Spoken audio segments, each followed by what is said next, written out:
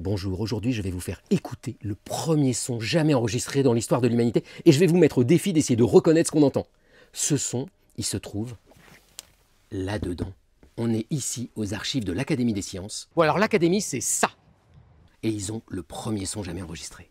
Et ce premier son, il se trouve là-dedans. Et vous allez voir, vous n'allez pas en croire vos oreilles et vos yeux. On est au 19e siècle, 17 ans avant l'invention du phonographe par Edison, et il y a un Français, Scott de Martinville, qui se demande est-ce qu'on pourrait photographier le son? Est-ce qu'on pourrait en garder la trace pour plus tard? Et donc il invente un appareil, celui-ci, qui est hyper simple, vous allez voir. C'est une membrane accrochée à un stylet, à une petite pointe, et qu'on va plaquer sur une feuille qu'on a recouverte de suie de fumée, de noir de fumée. Et donc quand on parle, la membrane elle vibre, ça fait vibrer le stylet, et donc si on fait avancer la feuille en même temps, on dessine le son. Et voilà le premier son jamais enregistré, regardez-le, il est là. Les petites vibrations que vous voyez là, c'est les vibrations du stylet. Et alors récemment, des chercheurs se sont dit, est-ce qu'on pourrait reconstituer ce son? Et la réponse c'est non, c'est une catastrophe, on n'entend rien du tout. La raison c'est que pendant l'enregistrement, le cylindre ne tournait pas de façon suffisamment régulière. Mais Scott de Martinville avait une idée géniale. Il a enregistré en même temps que sa voix un son extrêmement régulier à 500 oscillations par seconde. Une ligne sur deux, c'est le son régulier, et l'autre ligne, c'est le son de son enregistrement. Et donc en faisant ça, Scott de Martinville donnait en quelque sorte la clé pour décrypter ce son. Et ce son, je vais maintenant vous le faire écouter. Alors vous tendez bien l'oreille, c'est le premier son jamais enregistré, donc il est un peu pourri.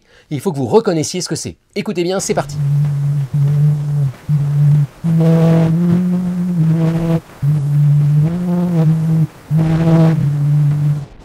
Alors, vous l'avez? Eh bien la réponse, elle est donnée ici en bas, regardez. Vous venez d'entendre « Au clair de la lune ». Et alors, fun fact, à l'époque, déjà Scott de Martinville se méfiait, est-ce qu'on n'allait pas voler sa découverte ou dire qu'on avait découvert avant lui? Et donc, pour s'assurer de la pérennité de sa découverte, il a envoyé un pli cacheté à l'Académie des Sciences. Il se trouve qu'ici, à l'Académie des Sciences, ils ont un système où on a le droit, quand on pense avoir fait une découverte importante, de leur envoyer une enveloppe.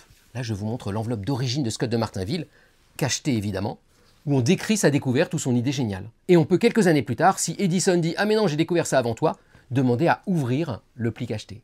Et en l'ouvrant, on voit ce que la personne avait découvert à une date précise. Bon, il n'empêche, c'est quand même Edison qui aura le grand succès parce que Edison, lui, il a trouvé non seulement la façon d'écrire le son, mais aussi de le relire. Et ça, c'est la naissance de toute l'industrie musicale moderne. Bonne journée!